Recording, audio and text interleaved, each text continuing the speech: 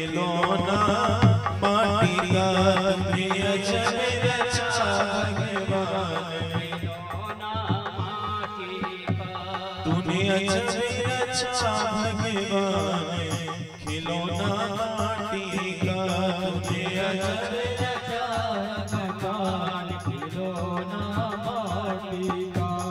हो माटी का रे माटी का, माटी का रे माटी का, हो माटी का रे माटी का, माटी का रे माटी का तूने अजब रचा भगवान, खिलौना माटी का तूने अजब रचा भगवान, खिलौना माटी का।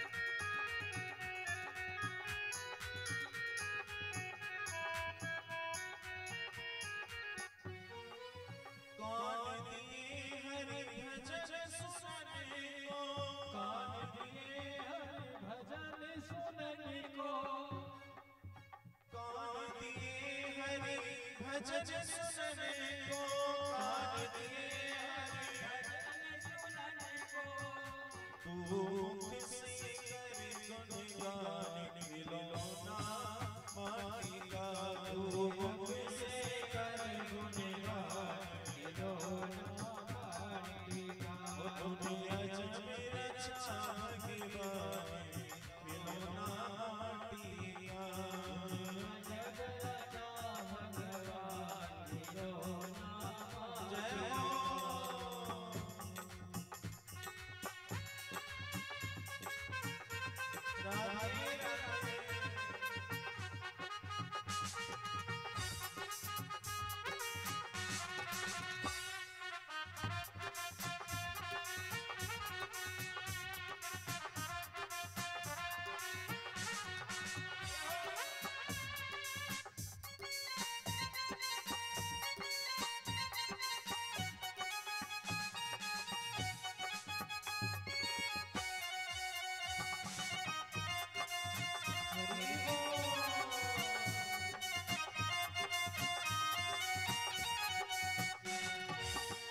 जियाती हरि भजन करने को, जियाती हरि भजन करने को, जियाती हरि भजन करने को, जियाती हरि भजन करने को, होती आए कर पहचान, खिलौना माटी का तूने अजब रचा भगवान, खिलौना माटी का तूने अजब रचा भगवान, खिलौना माटी का अजब रचा भगवान, खिलौना माटी का।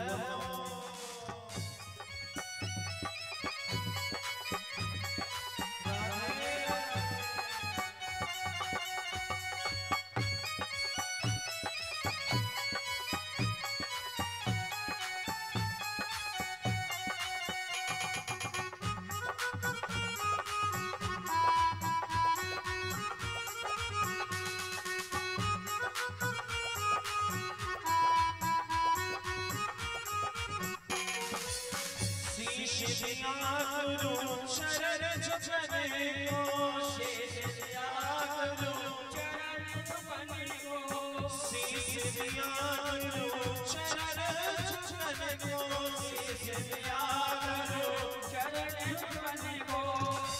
और रात दिए करदान,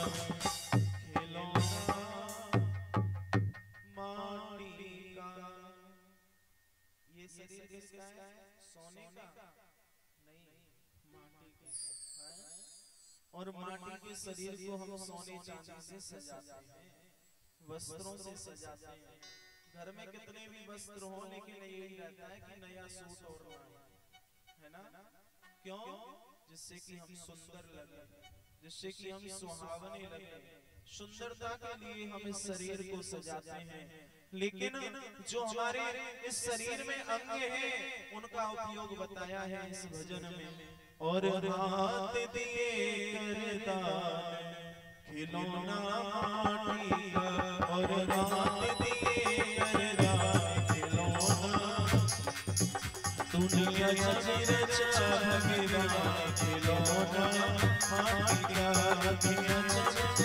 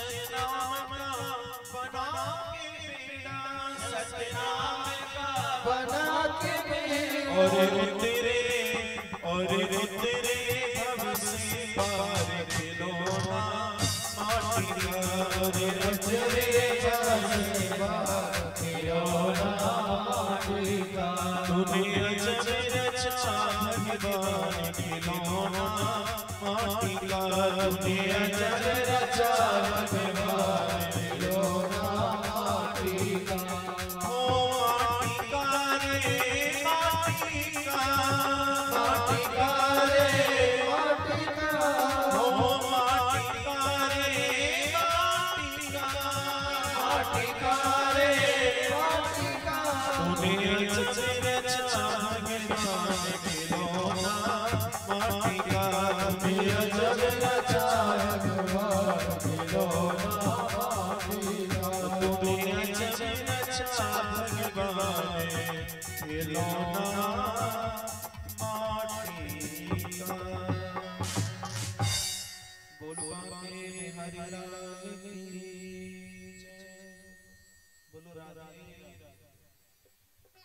बोलो राधे राधे। तूने अजब रचा भगवान खिलौना माटी का। हमको भगवान ने इतने सुंदर सुंदर अंग प्रदान किए है ना, लेकिन ना अब यदि हम दूसरी दृष्टि से देखें ना, तो कोई भी अंग हमारा साथ नहीं देता लाइफ टाइम तक। बताओ देता हूं, सब अंग हमारा साथ छोड़ देते हैं, लेकिन अब पहले तो ये बात कही जाती थी कि भाई जब अंग साथ छोड़ना शुरू करें तो सोचो कि बुलावा आने वाला, तैयारी करो। लेकिन अब तो बचपन में ही रोग लग जाते हैं, बचपन में ही चश्मे चढ़ जाते हैं। सफेद बाल बुढ़ापे का प्रतीक हुआ करते थे, है ना, लेकिन अब तो बच्चों के सफेद बाल आ जाते हैं, हमारे भी हैं। हाँ, तो इसलिए कहते हैं कि जब हमारे अंग हमारा साथ छोड़ना शुरू करें ना, तो हम सोचें कि अब चलने की तैयारी की जाए, अब अपना बोरिया बिस्तर बांधना शुरू कर दो। आप एग्जाम्पल के तौर पर सोचो, यदि हम ट्रेन में सफर करते हैं ना, सहारनपुर से यदि हमें मथुरा जाना पड़े ट्रेन में बैठ कर, तो रास्ते में बहुत से स्टेशन मिलते हैं। एक सीट हमने बुक कर ली और सामने वाली सीट पर कोई और आ गया है, एक कैबिन में कई सीट होती है ना, एक सीट हमने बुक की, सामने वाली सीट पर और कोई आ गया, लेकिन जब मन नहीं लगता तो बातचीत शुरू हो जाती है। भैया आप कहाँ से आए हैं? हम तो विकास वो हरबरपुर से आए हैं। अच्छा, फिर उनसे पूछेंगे आप कहाँ से आए हो? वो कहेंगे हम सहारनपुर से आए। अच्छा, यानी ऐसी बात होते होते ना कोई कांटेक्ट उनसे निकल आता है, आप सहारनपुर से हैं, हरबरपुर से हैं। अच्छा, और फिर क्या होता है, फिर धीरे धीरे ऐसी बातचीत शुरू हो जाती है, और जब भोजन करेंगे तो दोनों एक साथ कर रहे हैं, लेट गए, बैठ गए, बातें कर रहे हैं, पानी लिया है, कोल्ड ड्रिंक ली है, चाय ली है, अब तो एक ही जगह दो दो चीजें आने लगी। लेकिन क्या होता है, इतने से ही सफर में ऐसे बातचीत होते होते पता नहीं चलता कि मथुरा का स्टेशन आ गया, और जब मथुरा का स्टेशन आया तो भैया जल्दी जल्दी में पता चला कि मथुरा आ गया, अब तो सामान को उतारने लगे। लेकिन पहले से ही पता होता कि मथुरा आने वाला है, तो पहले से ही खिड़की पर अपने सामान को लेके खड़े हो जाते। लेकिन अब तो जल्दबाजी में कुछ सामान छूट गया और कुछ को लेकर के उतर गए। इसी प्रकार ये संसार रूपी जीवन है। जब हम इस संसार में आए ना, तो संसार में बहुत से यात्री मिलते हैं साथ में, अपनी पत्नी मिली, भाई मिले, बहन मिली, माता पिता, ऐसे बहुत से यात्री हमें इस संसार में, इस जीवन रूपी ट्रेन में, जीवन रूपी रेल में हमें मिले। और जब हमारा अंत समय आता है ना, तो भगवान हमें एक बार को सचेत भी करते हैं, भैया तुम्हारा समय आने वाला है, तुम उतरो, तुम अपनी तैयारी करो। लेकिन हम फिर भी सोचते हैं कि अभी नहीं जाएंगे, अभी तो परिवार में सुखी कहाँ देखा है।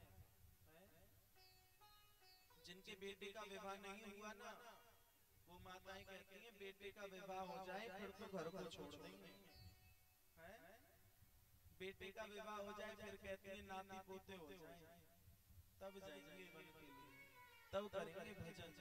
नाती पोते हो जाए तो फिर जब नाती पोते होते हैं तो बहू सबसे पहले सास को ही देती है नाती पोते को, है? सास का काम क्या होता है? सास का काम क्या होता है कि तुम इन्हें खिलाओ। अब तो सास उन्हें खिलाने लगती है, खिलाने खिलाने में इतना मोह हो जाता है, अब तो सास जी जहां भी जाए वहीं उनको लेके जाए। नहीं होता मोह है, कहीं भी गई। अब तो बच्चे को इतना प्यार अपनी माँ से नहीं है जितना दादी से हो गया। अब दादी कैसे जाए भजन के लिए, अब तो पोते भजन भी नहीं करने देते हैं। फिर इच्छा हो जाती है चलो इनका विवाह हो जाए, विवाह देख के ही जाऊंगी अब तो, है? और जब विवाह होता है इतने में बुलावा आ जाता है, भगवान कहते हैं चलो अब तुम्हारा बुलावा है। अच्छा ये बताओ, जितने लोग यहाँ बैठे हैं आप लोगों में से अमर कौन कौन है? कोई नहीं है? हाँ, यानी जाना सबको है। देखो जाना सबको होता है लेकिन जाना कोई नहीं चाहता। यदि आपको पता है कि हमें जाना है, बताओ मन करता है जाने का? 1% माताएं कुछ कह तो देती हैं कि अब तो भगवान उठा ले। यदि घर में किसी की मृत्यु हो जाती है ना, तो सब लोगों को दुख होता है ना? सब लोग रोते भी हैं, सब लोग परेशान भी होते हैं, और सब कहते हैं कि इसे छोड़ दो हमें ले चलो, कहते हैं ना। लेकिन यदि वहां यमराज आ जाए ना लेने, सब छुप जाएंगे अपने कमरों में, कोई नहीं जाएगा। वो एक दिखावा समझो या कुछ भी समझो, लेकिन दुख तो सबको होता है। लेकिन सोचते हैं ना कि हमें तो अभी बहुत कुछ देखना है, हम कैसे चले जाएं। कभी कभी सास बहू से परेशान हो जाए, कहती है ना अब तो भगवान उठा ले, लेकिन वो कुछ देर का ही होता है। कुछ देर बाद पता है क्या लगता है, अरे बहू मेरी ही तो है, बेटा मेरा ही तो है, पोता मेरा ही तो है, कह दिया तो क्या हो गया, है तो अपने, किसी बाहर के ने तो नहीं कहा है। थोड़ी देर बाद ये हमें समझ में आता है, लेकिन थोड़ी देर के लिए हमारे मन में ये जरूर आ जाता है अब नहीं रहना है इस घर में, अब तो बाहर जाना है, और अब तो बाहर जाकर के भजन करना है या भगवान उठा ले। लेकिन कुछ देर बाद वही मोह दोबारा पैदा हो जाता है कि ये सब मेरे हैं, और जब ये भाव आ जाता है तो भैया फिर नहीं जाया। बोलो राधे राधे, बोलो राधे राधे। और श्रीमद् भागवत में लिखा है, चाहे कोई बच्चा हो चाहे कोई बुजुर्ग हो, यदि बहू कहे ना कि मैं जाऊंगी कथा सुनने, कुछ सास तो ऐसी होती है, बहू तो भी चलना कथा सुनने, कुछ सास ऐसी होती है तो क्या करेंगे कथा सुन के, ये तो बुढ़ों का काम है, मैं जाऊंगी कथा सुनने, यानी मैं लूंगी सब फल को है। देखो कोई वृक्ष पर फूल लगा हुआ होता है ना, तो हम उस पुष्प को स्वीकार करते हैं जो वृक्ष पे लगा हुआ होता है। जो फूल नीचे गिर जाता है ना, उसे हम उठाना पसंद नहीं करते, सोचते हैं ये मुरझाया हुआ फूल है या फिर नीचे गिरा हुआ फूल है। जो वृक्ष पे फूल लगा हुआ है उसे हम पसंद करते हैं तोड़ना। फिर हम कैसे भगवान से उम्मीद कर ले कि भगवान हमें बुढ़ापे में स्वीकार करेंगे, हैं? भगवान को भी तो वही खिला हुआ फूल चाहिए जो वृक्ष पर लगा हुआ है। वे मुरझाए हुए फूल का क्या करेंगे जिसकी आंख नहीं, जिसके कान नहीं, जिसके दांत नहीं, हैं? ऐसे फूल का भगवान क्या करेंगे।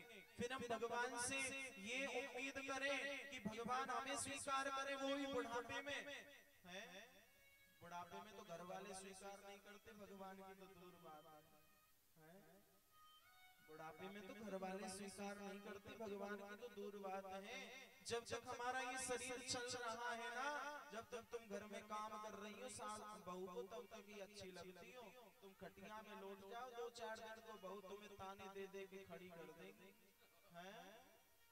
बोलो राधे राधे।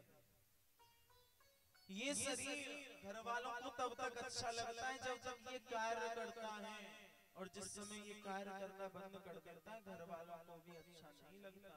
घर वाले भी इससे तंग आ जाते हैं कि रोज रोज दवाई दो, रोज रोज दिखाओ, रोज रोज ये करो वो करो। घर वालों को तब तक अच्छा लगता है ये शरीर जब तक काम कर रहे हो। बहू की क्या इच्छा होती है, सास बर्तन भी मांज दे, रोटी भी बना दे, बच्चों को भी खिला ले, ये भी कर ले वो भी कर ले, हैं? और सास जब बेटे का विवाह होता है ना, सास सोचती है अब तो मेरे बेटे का विवाह हो रहा है, अब तो मैं बहू आ जाएगी, कुछ काम नहीं करना पड़ेगा। और बहू पहले ये सोच के आती है उस घर में सास तो है, सास सब कुछ करेगी। बोलो राधे राधे, बोलो राधे राधे।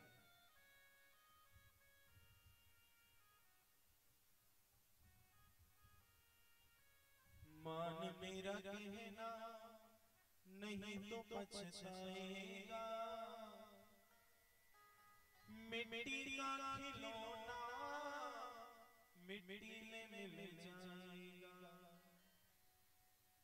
हो मान मेरा कहना नहीं तो पछताएगा, मान मेरा कहना नहीं तो पछताएगा, मान मेरा कहना नहीं तो पछताएगा, मान मेरा कहना नहीं तो पछताएगा। मिट्टी का खिलौना मिट्टी में मिल जाएगा, मिट्टी का खिलौना मिट्टी में मिल जाएगा। ओ मिट्टी का खिलौना मिट्टी में मिल जाएगा, मिट्टी का खिलौना मिट्टी में मिल जाएगा।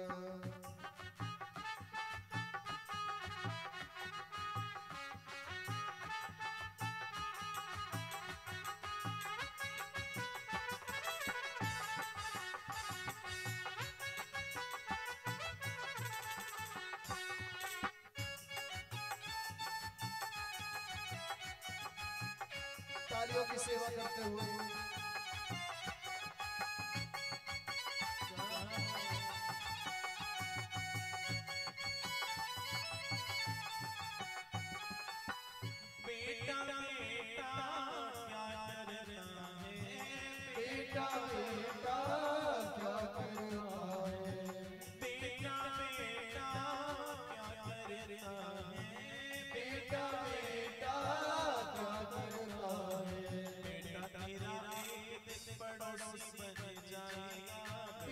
तेरा एक दिन पड़ोसी बन जाएगा। मिट्टी का खिलौना मिट्टी में मिल जाएगा। ओ मिट्टी का खिलौना मिट्टी में मिल जाएगा। ओ मिट्टी का खिलौना मिट्टी में मिल जाएगा। मिट्टी का खिलौना मिट्टी में मिल जाएगा।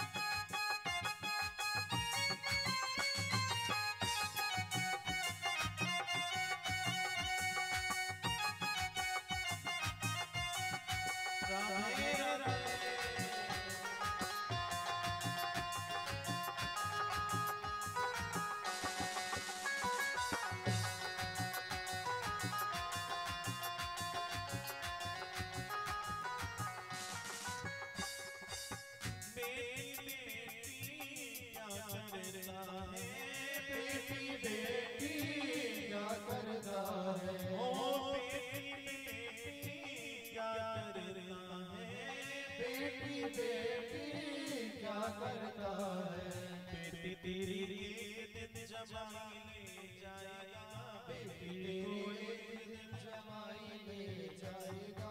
मिट्टी का खिलौना मिट्टी में मिल जाएगा। हो मिट्टी का खिलौना मिट्टी में मिल जाएगा। हो मिट्टी का खिलौना मिट्टी में मिल जाएगा। मिट्टी का खिलौना मिट्टी में मिल जाएगा।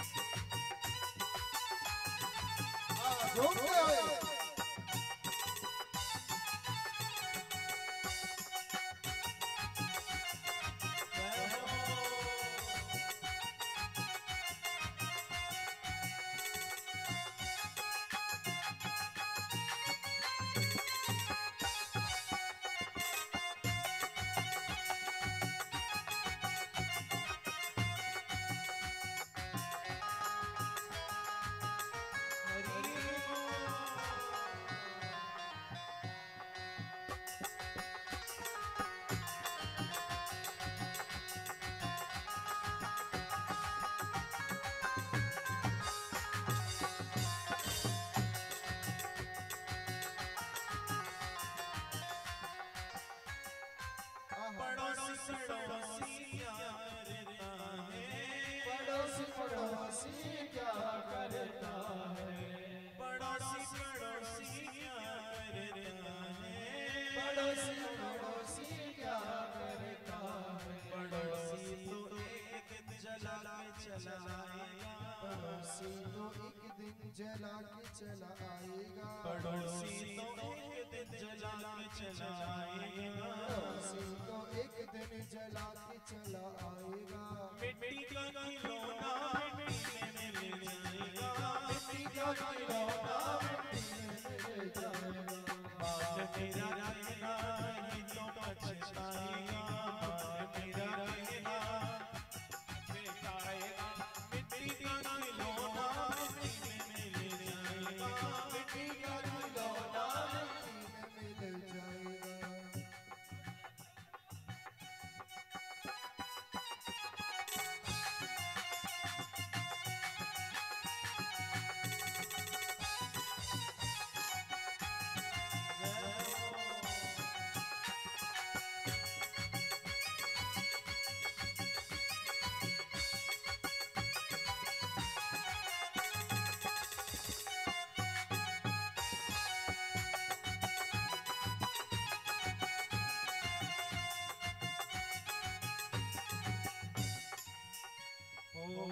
धन दौलत तेरे कोठी बंगले। धन दौलत तेरे कोठी बंगले। धन दौलत तेरे कोठी बंगले। धन दौलत तेरे कोठी बंगले। इनसे ममता छोड़ दे बंगले। इनसे ममता छोड़ दे बंगले। सब कुछ तेरा यहीं पे रह जाएगा। सब कुछ तेरा यहीं पे रह जाएगा। सब कुछ तेरा यहीं पे रह जाएगा। सब कुछ तेरा यहीं पे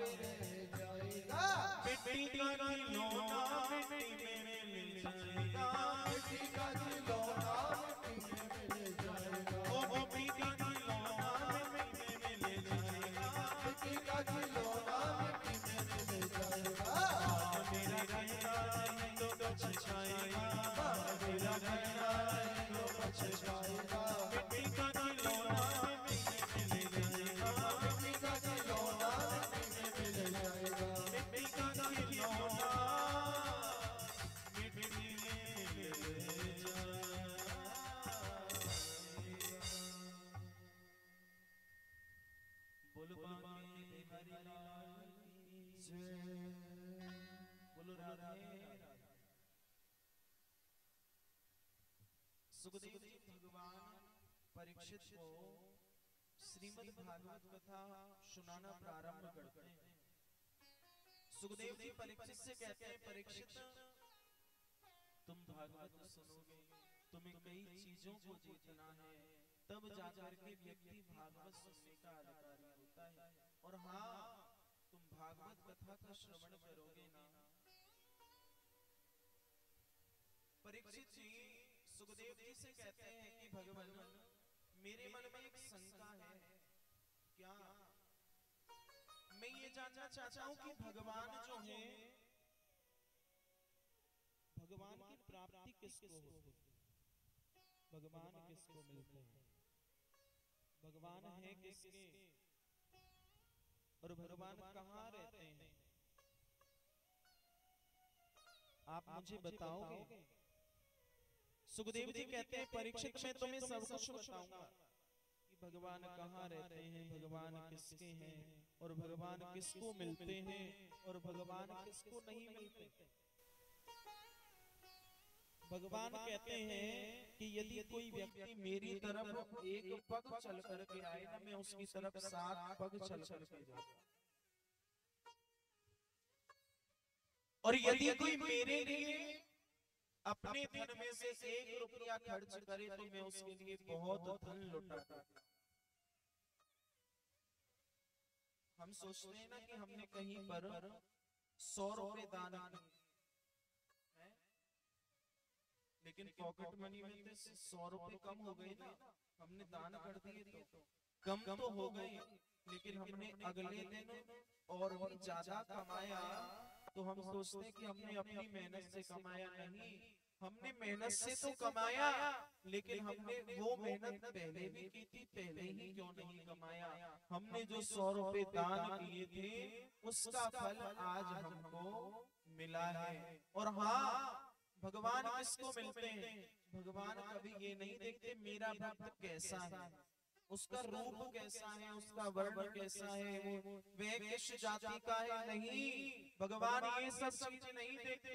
भगवान देखते हैं कि मेरा भक्त जब आता है ना, तो अपने मन में क्या लेकर के आता है। मेरा भक्त मंदिर में आया, क्या लेकर के आया अपने मन में, वह भगवान देखते, ना कि भगवान रूप देखते, ना वर्ण देखते, ना वस्त्र देखते। और हाँ, हम सुबह 4 बजे उठते हैं, 4 बजे उठ करके स्नान करते हैं, पूजा करते हैं, वो हमारा कर्म है, वह हमको करना चाहिए। भगवान ने ये नहीं कहा कि तुम 4 बजे उठो। भगवान ने ये नहीं कहा कि तुम नहा के ही मेरा नाम सुमरण करो।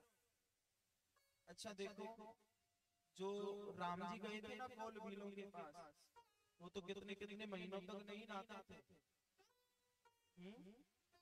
रोजाना स्नान करना हमारी तन की शुद्धि होती है, उससे तन की शुद्धि। हम इतने अपवित्र है ना हम लोग, हम सोचते हैं कि हम तन की शुद्धि करके ही हम भगवान का स्पर्श करें, भगवान को छुएं, तन की शुद्धि करके ही हम भगवान की अर्चना वंदना करें। हम लोग इतने अपवित्र हैं, इसलिए सोचते हैं ना कि भगवान ने ये कहा है कि तुम नहा करके ही मेरी पूजा करो।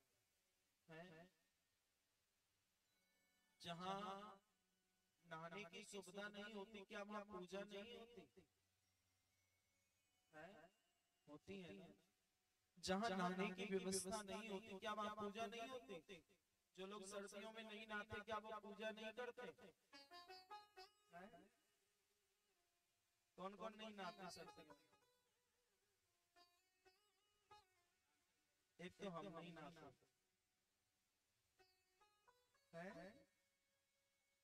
नहाते हैं ऐसे सब, पर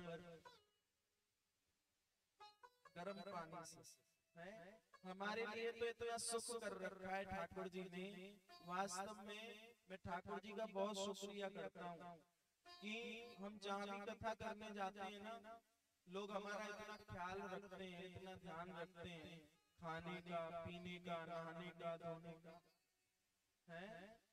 और तभी तो जब सर्दी होती है गर्म पानी देते हैं। ठाकुर जी की कृपा है, सर्दी होती है तो गर्म पानी मिलता है, घर पे तो भी खुद करना पड़ेगा, गीजर का बटन दबाना पड़ेगा या रॉड लगानी पड़ेगी। लेकिन जहाँ भगवान के सानिध्य में चले गए ना, वहाँ तो अपने आप सब कुछ मिलता है। लोग अपने आप अपनी सुविधाएं करते हैं, गर्म पानी भी मिलता है नहाने के लिए, सब कुछ मिलता है, कपड़े भी मिलते हैं पहनने के लिए, भोजन भी मिलता है करने के लिए, और क्या चाहिए है? भोजन के लिए ही तो व्यक्ति डोल रहा है, और भोजन ही मिलता है। सबसे पहले लोग कहते हैं महाराज जी बताओ क्या खाओगे, लोग पूछते हैं कि महाराज जी बताओ क्या खाओगे। फिर भी ये ठाकुर जी की कृपा है, इतनी सुविधाएं मिलती हैं। नहीं तो पत्नी पति से कह देती है मुझ पे नहीं होता गर्म पानी, खुद कर लो और नहा लो, है? और हमें तो उससे भी ज्यादा सुविधाएं मिलती हैं कि भाई गर्म पानी भी मिलता है, स्नान करने पीने के लिए भी नहीं है, सब कुछ इतना दिया मेरे ठाकुर ने, इतनी तो मेरी औकात नहीं। ये तो करम है मेरे मोहन का, वरना मुझ में ऐसी कोई बात नहीं। बोलो राधे राधे, बोलो राधे राधे। कहते हैं कि किसी के पास कुछ ना हो तो हंसती है दुनिया, और किसी के पास सब कुछ हो तो जलती है दुनिया, है? सत्य नहीं है? किसी के पास बहुत कुछ होता है ना, उससे लोग जलते हैं, किसी के पास कुछ नहीं होता उससे लोग हंसते हैं, उससे लोग बात करना पसंद नहीं करते। किसी के पास कुछ ना हो तो हंसती है दुनिया, किसी के पास सब कुछ हो तो जलती है दुनिया। लेकिन आज हमारे पास हमारा मोहन है, जिसके लिए तरसती है दुनिया, जिसके लिए तरसती है।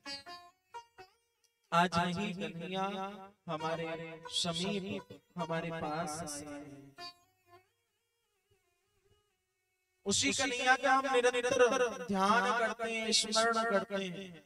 और देखो ये व्यवस्थाएं पता है कैसे होती हैं? जिस परिस्थिति में हम रह रहे हैं ना, उस परिस्थिति में अपने ठाकुर को रखें। ये नहीं है कि हम पंखे में, हमारे पास पंखा नहीं है, ठाकुर जी को पंखा लगाए, नहीं, उसे तभी तो पता चलेगा हमारे पास पंखा नहीं है। और ऐसा भी ना करें खुद पंखे में सोए और ठाकुर जी को गर्मी में सोए, नहीं तो तुम्हारा पंखा भी लूट लेंगे। जितना दयालु है ना उतना निष्ठुर भी है, जितना कन्हैया दयालु होता है उतना निष्ठुर भी होता है। बहुत से भक्तों को बीच में छोड़ करके चले गए, बाह छुड़ाए जात हो निर्बल जान के मोए, पर हृदय ते जब जाओगे तब जाओगे। कन्हैया छोड़ करके चले जाते हैं बीच में, हैं? इसलिए कहा है कि कन्हैया को उस तरीके से रखो जैसे हम रहते हैं। कन्हैया से कहो जहां तुम्हें ले जाना वहीं तुम ले जाओगे, जहां ले चलोगे वहीं मैं चलूंगा, जहां नाथ रखोगे वहीं मैं रहूंगा। जैसे तुम रखोगे ना वैसे हम, जैसे तुम खिलाओगे वैसे हम खाएंगे। जो हम खाते हैं वो ठाकुर जी को पहले खिलाते हैं। यदि हम कभी सूखी रोटी भी खाएं तो पहले ठाकुर जी का भोग लगाएं। ठाकुर जी को तो पता चले हम कैसे रह रहे हैं, क्या खा रहे हैं, क्या पी रहे हैं। जिस दिन मेरे लिए गर्म पानी नहीं मिलता ना सर्दियों में, ठाकुर जी को ठंडे से ही नहलाता हूं। और अक्सर मैंने देखा है दूसरे दिन गर्म पानी आ है, ठाकुर जी को लगता है नहीं तो अपने संग में वो भी हमारा वो ठंड में है।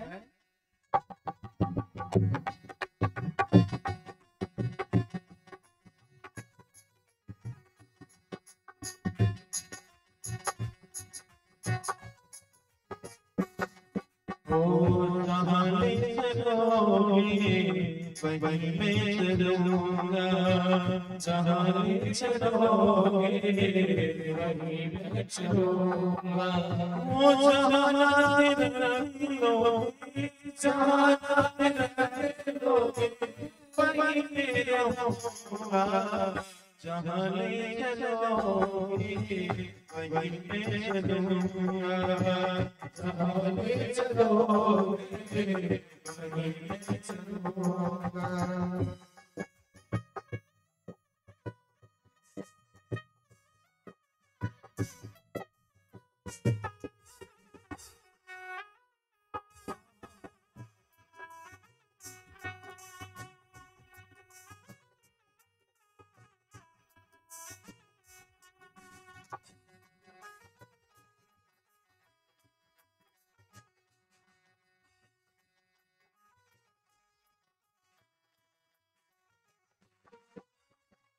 ये जीवन समर्पित चरण तुम्हारे, जीवन समर्पित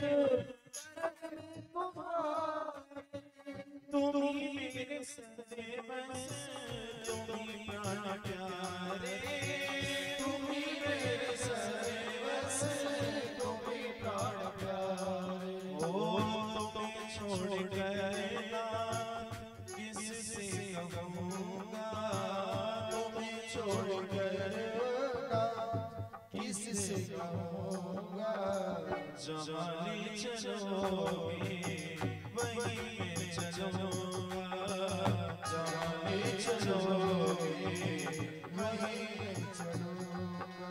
ओ जहाँ रख लोगे, जहाँ रख लोगे वहीं रहूँगा, जहाँ ले चलोगे वहीं चलूँगा, जहाँ ले चलोगे वहीं चलूंगा। ओ जहाँ ले चलोगे वहीं चलूँगा, जहाँ ले चलोगे।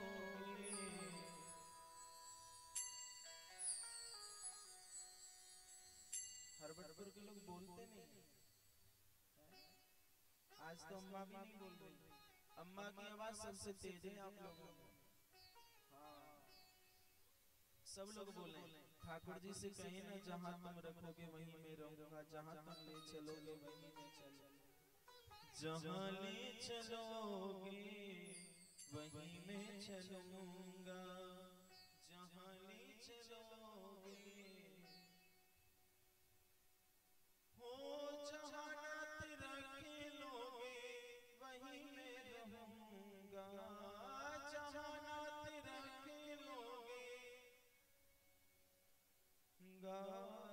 जहाँ ले चलोगे वहीं मैं चलूंगा, जहाँ ले चलोगे वहीं मैं चलूंगा। सौंप दी उस मल्लाह के हाथ में नैया, अब डुबा दे यह सागर के पार है, हम मस्तों की जिंदगी में तो हमेशा हैं। ठाकुर जी से ये कहें, ठाकुर जी से ये प्रार्थना करें, जहां तुम ले जाओ वहीं हम चले।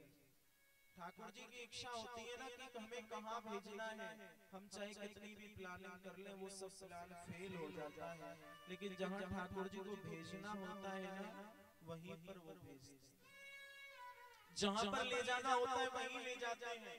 हम चाहे कितने भी दिन पहले सोचते रहे कि हरवटपुर में फरवरी में कथा करेंगे, लेकिन वो जो होनी होगी ना तब ही होगी। हम चाहे कितना भी सोचते रहे कि विकास नगर में दिसंबर में कथा करें, लेकिन जब ठाकुर जी की इच्छा होगी ना तब ही होगी। उसकी कृपा के बिना हम कुछ नहीं कर सकते हैं। उसी परमात्मा के आज सुखदेव जी परीक्षित को कथा सुनाते हैं। परीक्षित कहते हैं ना कि भगवान कहाँ रहते हैं, भगवान सबके अंदर रहते हैं। गोस्वामी तुलसीदास जी ने लिखा है, हरि व्यापक सर्वत्र समान, प्रेम प्रकट होए जान।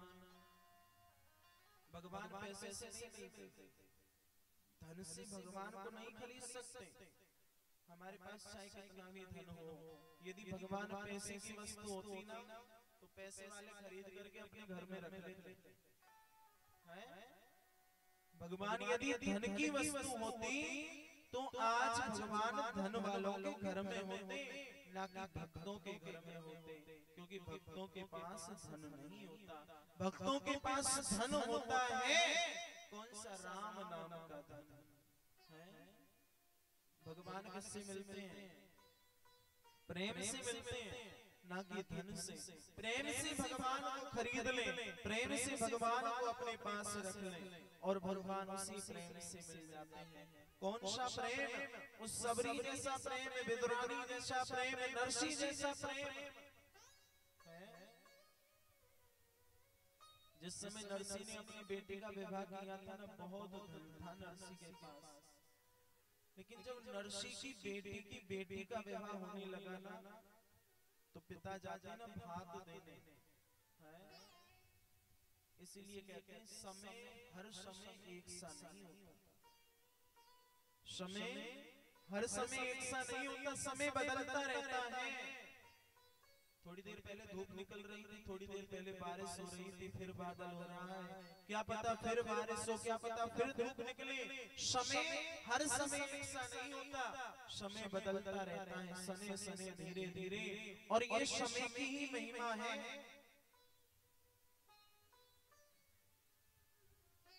समय समय की बात है, काऊ दिना के दिन बड़े और काऊ दिना की रात है, और राम जन्म की दिन बड़े और कृष्ण जन्म की रात, ये समय समय की बात, समय ही होता है। देखो नरसी ने जब अपनी बेटी का विवाह किया था ना, बहुत धन दिया था है, लेकिन जब भात की पत्रिका लिखी ना, रामा की सास ने भात की पत्रिका लिख रही थी, रामा की सास इतना सोना चाहिए, इतनी चांदी चाहिए, तोले के हिसाब से नहीं, मन के हिसाब से लिखा जा रहा था। लेकिन भैया और रामा एक कोने में खड़ी खड़ी रो रही है, सबसे कह रही है इस पत्रिका को मेरे पिता के यहाँ मत भेजना है, नहीं तो मेरे पिता के पास कुछ नहीं है। देखो रामा का एक भाई था, रामा की माँ थी, लेकिन माँ भी मर गई, भाई भी मर गया, लेकिन रामा को अब तक पता नहीं है कि मेरा भाई भी मर गया, माँ भी है। क्यों? पहले ऐसे समाचार तो पहुंच नहीं जाते थे। आज कितना दिन हो गया रामा को अपने पियर में गए हुए हैं, और पत्रिका को लिख करके भेज दिया रामा की सास ने ब्राह्मण के द्वारा कि जाओ नरसी के यहाँ जाओ, और नरसी सेठ थे बहुत बड़े, जूनागढ़ है, और वही नरसी सेठ पंडित से कह दिया कि नरसी सेठ के यहाँ पत्रिका को लेकर के जाना। अब तो जब चल रही है ना पत्रिका को लेकर के, अब तो जूनागढ़ में पहुंचे हैं, वहां जाकर के कहा कि भैया नरसी सेठ का घर कौन सा है, लेकिन अब सेठ नहीं थे, अब नहीं थे सेठ, नरसी के पास अब कुछ नहीं। अब तो जब सब पूरे गांव में जब ढूंढा ना नरसी को, कहीं नरसी सेठ का घर नहीं बताया किसी ने। भगवान ने देखा मेरे भक्त के यहाँ कोई आया है, तो भगवान गए उस ब्राह्मण के पास में, और भगवान ने जाकर के उन ब्राह्मण को पता बताया, उंगली पकड़ करके नरसी के द्वार तक छोड़ करके आए कि ये नरसी का घर है। आप किसी से पूछेंगे ना नरसी का घर कोई नहीं बताएगा, लेकिन मैं बताता हूँ। नरसी के घर छोड़ दिया, अब नरसी के घर ब्राह्मण आए हैं, ब्राह्मण का सत्कार किया, सम्मान किया, बिठाया, लेकिन पैदल पैदल इतनी दूर से आए थे, भूख लग गई। ब्राह्मण देव कहने लगे नरसी जी भूख लगी।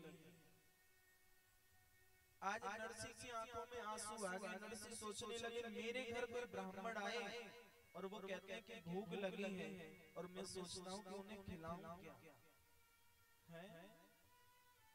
क्या खिलाऊं, कुछ है ही नहीं घर में खिलाने के लिए। आज नरसी जाते हैं एक पड़ोसी के घर में, उससे कहा कि भाभी मैं थोड़ा साग तोड़ करके लाया हूँ, क्या ऐसे बना दोगी क्या है? साग को बनवाने लगे, लेकिन उस भोजन का इंतजार करते करते पंडित जी को नींद आ गई। क्यों? अभी तक भोजन नहीं आया। पंडित जी को नींद आ गई, पंडित जी तो सो गए। भगवान ने देखा मेरे भक्त के यहाँ ब्राह्मण आया, वो भी भूखा सो रहा है। भगवान ने रुक्मणी से कहा, रुक्मणी चलो। कहा आज नरसी के यहाँ चलेंगे। नरसी के यहाँ ना एक ब्राह्मण आए हैं, उनको भोजन करा करके आते, क्योंकि ये फल भगवान को पता है कि एक ब्राह्मण को भोजन कराने से मुझे कोटि यज्ञों का फल प्राप्त होगा। आज सोने चांदी के बर्तनों में भोजन को सजाया, चल दिए नरसी के यहाँ, ब्राह्मण देव को जगाया है। ब्राह्मण देव भोजन करिए। भोजन पंडित जी बोले हम तो जिसके यहाँ आए हैं उसके वही भोजन करेंगे। हम तो भोजन नरसी जी गए हैं भोजन के लिए, हम ऐसे भोजन नहीं करेंगे। भगवान ने कहा कि भैया पंडित जी ये भोजन नरसी जी ने ही भेजा है। अच्छा आप कौन हो? मैं उनका नाम सेवक, उनके यहाँ नौकरी करता हूँ। नौकरी? पंडित जी को आश्चर्य हुआ। पंडित जी सोचने लगे सेठ के पास तो कपड़े भी नहीं है और ये नौकर इतना चमक धमक करके आया है। इतना सेठ साहूकार सा तो ये नौकरी लग रहा है, और जो सेठ है वो नौकर जैसा लगता है। अब बताओ, पंडित जी को आश्चर्य हो गया ना। पंडित जी सोचने लगे। अब जैसे पंडित जी ने कुछ कहा नहीं, सोच रहे थे, इतने में ही भगवान ने कहा ना कि पंडित जी हमारे जो सेठ जी है ना उनको दिखावा पसंद नहीं है, वो अपने नौकरों को सजा धजा करके रखते हैं, खुद कभी भी सुंदर वस्त्र नहीं पहनते। अच्छा भोजन करा दिया पंडित जी को, सोने चांदी के बर्तन। पंडित जी से कहा ये आपकी दक्षिणा में है। पंडित जी बोले आज का सा यजमान कभी नहीं मिला है, सोने चांदी के बर्तन वो भी दक्षिणा में। पंडित जी बोले ठीक है। अब पंडित जी ने अपना पीतांबर दान करके चक्ष सो गए। यदि भूख में भोजन मिल जाए तो कैसे नींद आती है? पंडित जी चक्ष सो गए। अब पंडित जी सो गए, अब तो नरसी जी आए भोजन लेके। नरसी जी बोले पंडित जी भोजन कर लो, पंडित जी भोजन कर लो। है पंडित जी ने सोचा फिर ऐसा ही भोजन आया होगा। पंडित जी ने कहा अभी नहीं, रख दो, अभी तो मैंने अभी भोजन किया, थोड़ी देर में करूंगा। अभी भोजन किया। नरसी जी सोचने लगे इन्होंने कहां से कर लिया भोजन। अरे पंडित जी ने कहा वो आपका सेवक आया था ना, वो आपका नौकर आया था, वह मुझे भोजन करा करके गया है। नरसी जी सोचने लगे कि मेरा नौकर तो केवल कन्हैया ही बन सकता है और कोई नहीं बन सकता है। उस कन्हैया ने आज मेरी ऐसी लाज रखी है, मेरा नौकर बन करके आ गए और इस ब्राह्मण को भोजन करा करके गए। आज नरसी जी की आंखों में आंसू आ गए। इसलिए कहते हैं कन्हैया जगह जगह पर अपने भक्तों की लाज रखते हैं। नौकर बन करके भोजन करने के लिए चले, भोजन किया है और भोजन करा करके बर्तन भी दक्षिणा में दे दिए। वह पत्रिका जब पंडित जी ने सुनाई ना नरसी को, नरसी जी सोचने लगे इतना सोना, इतना चांदी, इतना धन में कहां से है? लेकिन कहते हैं ना पीपल का वृक्ष नारायण स्वरूप होता है।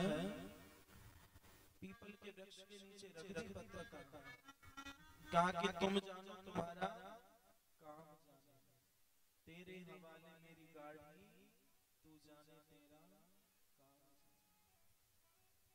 पीपल के वृक्ष के नीचे पत्रिका को रख दिया और जैसे परमात्मा ने देखा ना उस पत्रिका को,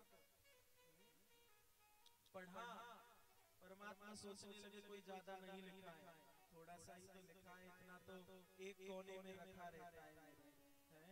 अब तो भैया नरसी जी पंडित जी से बोले कोई बात नहीं, हम साथ में ही चलते हैं। अब चले कैसे, बहुत दूर जाना है ना। अब तो भैया जाने लगे। अब तो एक भाई से गाड़ी मांगी है, एक भाई से बैल मांगे हैं। बैल भी बूढ़े बूढ़े बैल, बैलों को मांग लिया, गाड़ी को मांग लिया और चल दिए हैं कहाँ? रामा के यहाँ। हाथ में सोना चांदी लेके नहीं गए, कंठी, माला, चंदन, ये सब सामग्री होती है बाबा जी के पास। तो अब सब लेकर के चल दिए। अब तो भैया आगे चले हैं, गाड़ी का पहिया निकल करके फट गया, बैल भी बैठ गए, कमजोर बैल थे, और साथ में कौन थे? सूरदास, 16 सूरदास। अब तो सूरदास जी ना तो गाड़ी को बना सके, नरसिंह जी अकेले क्या क्या करें। लेकिन कहते हैं ना, हरि स्मरणम सर्व विपत्ति विमोक्षणम, भगवान का भजन सब विपत्तियों का नाश करता है। वहीं बैठ करके नरसिंह जी भगवान को पुकारने लगे, और जैसे भगवान को पुकारा, भगवान ने सुनी टेर, भगवान ने सुना मेरा भक्त मुझे बुला रहा है, और वो भी गाड़ी टूट गई है। भगवान सबसे पहले विश्वकर्मा जी के पास गए, उनसे बोले अपनी हथौड़ी हमें दो, हमें गाड़ी बनानी। अच्छा, विश्वकर्मा जी बोले मेरे लिए आज्ञा करो ना, मैं जाता हूँ गाड़ी बनाने। नहीं, मैं अपने भक्त की गाड़ी स्वयं बनाता हूँ। भगवान चल दिए हैं, हथौड़ी को लेकर के, छेनी को लेकर के, चोभा लेकर के, नरसिंह की गाड़ी को बनाने के लिए नरसिंह जी भगवान का इंतजार कर रहे हैं कि कोई आए मेरी गाड़ी को बनाए। अब भगवान आवाज लगाने लगे, कोई गाड़ी बनवा लो, कोई गाड़ी बनवा लो, कोई गाड़ी बनवा लो। नरसिंह ने जैसे ही सुना जल्दी से खड़े हुए। नरसिंह ने कहा भैया, अरे भैया मेरी गाड़ी टूट गई है, मेरी गाड़ी बना दो ना।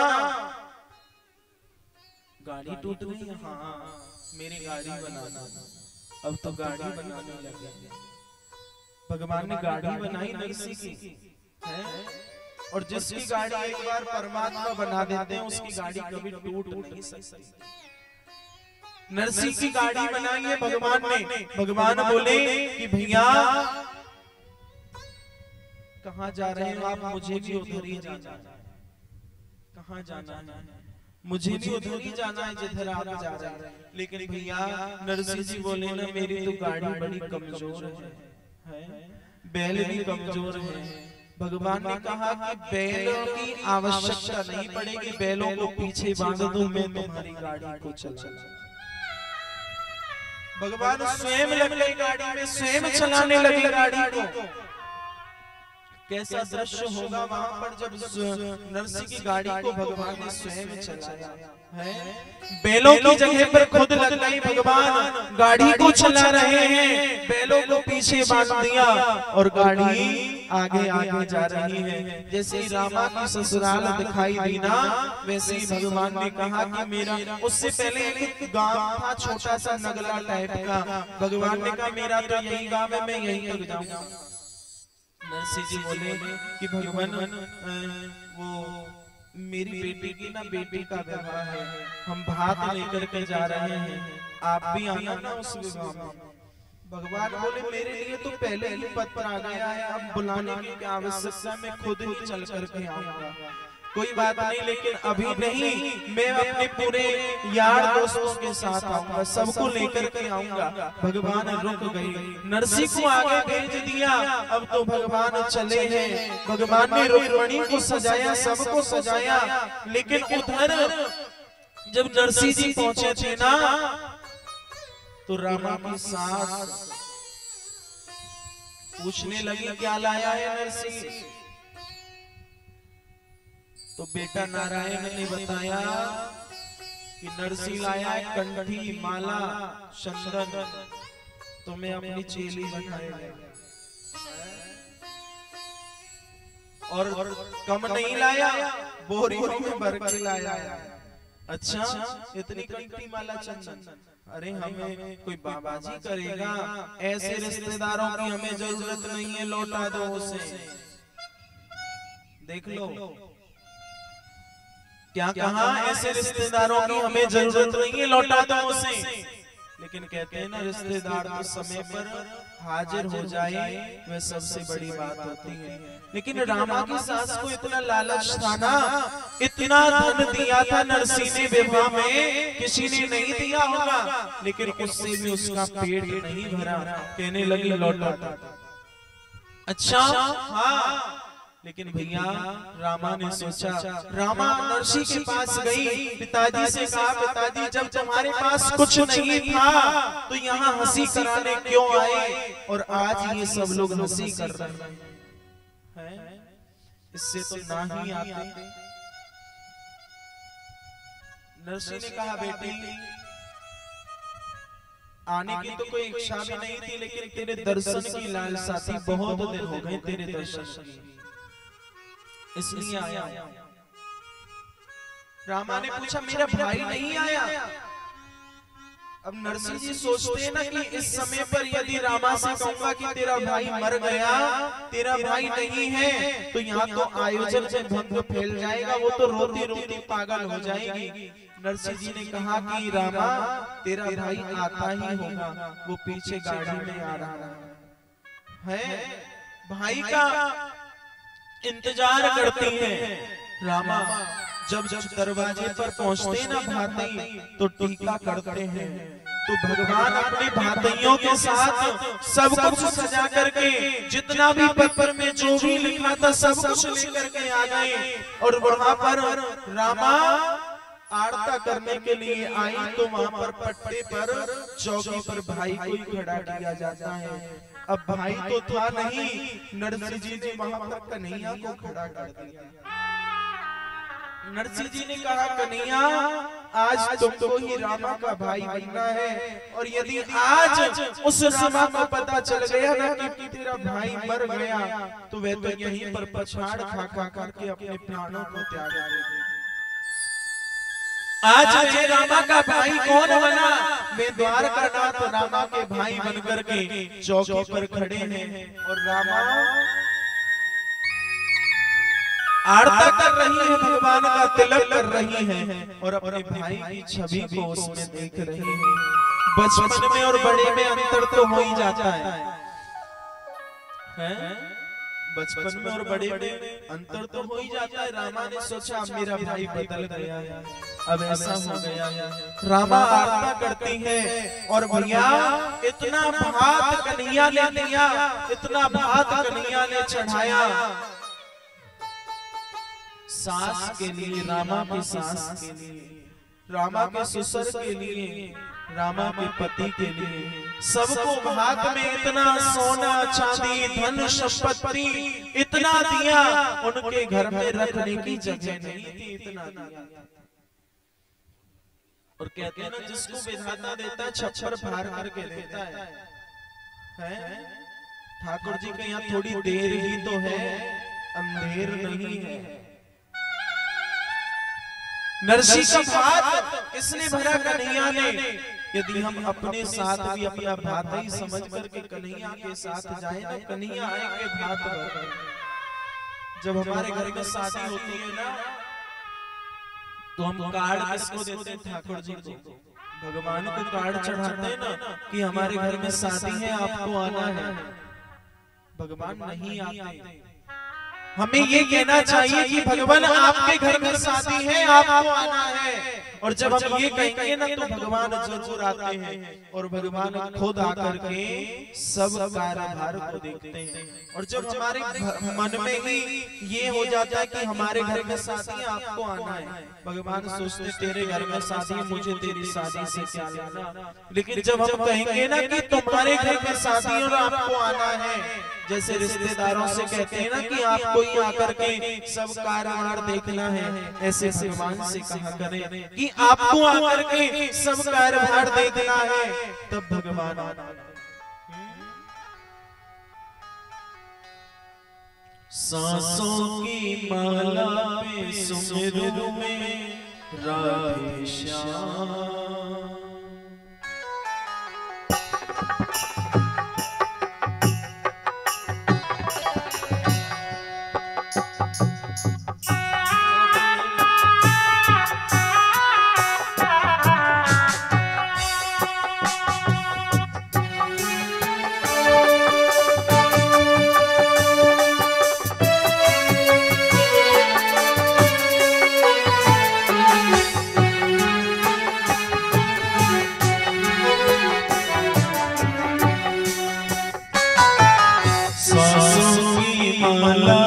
सुमिरू में राधे श्याम, सांसों की माला पे सुमिरू में राधे श्याम। हो अपने मन में जानू और मन मीरा, सांसों की माला पे सुमिरू में राधे श्याम,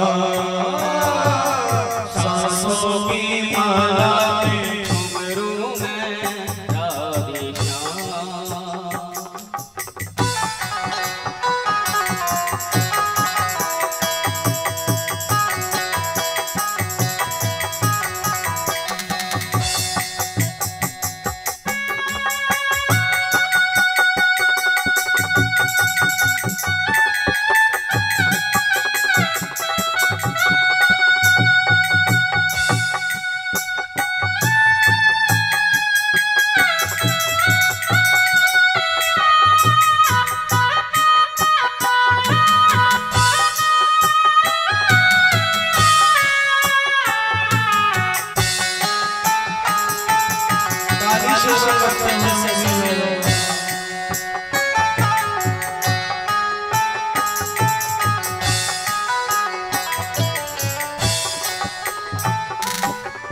प्रीतम का कुछ दोस्त नहीं है, वो तो है मेरे दोस्त,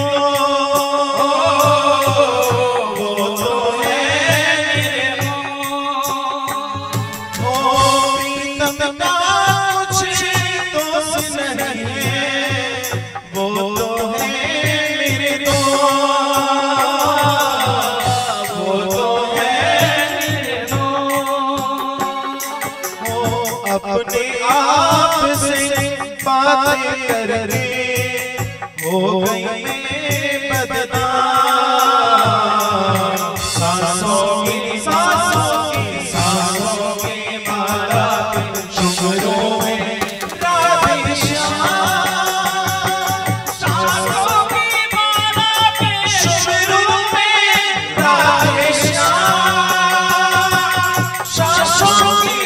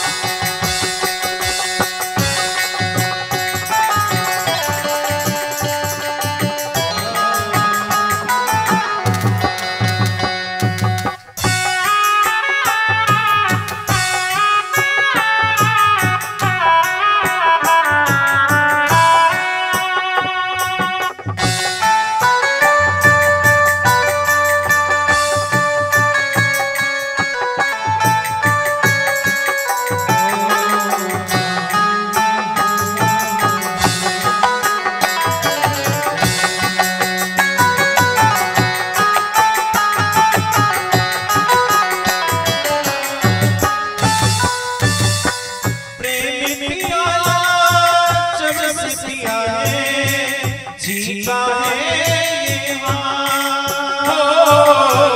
जीता है ये वहाँ, प्रेम प्याला जब से पिया है, जीता है ये वहाँ, जीता है ये वहाँ।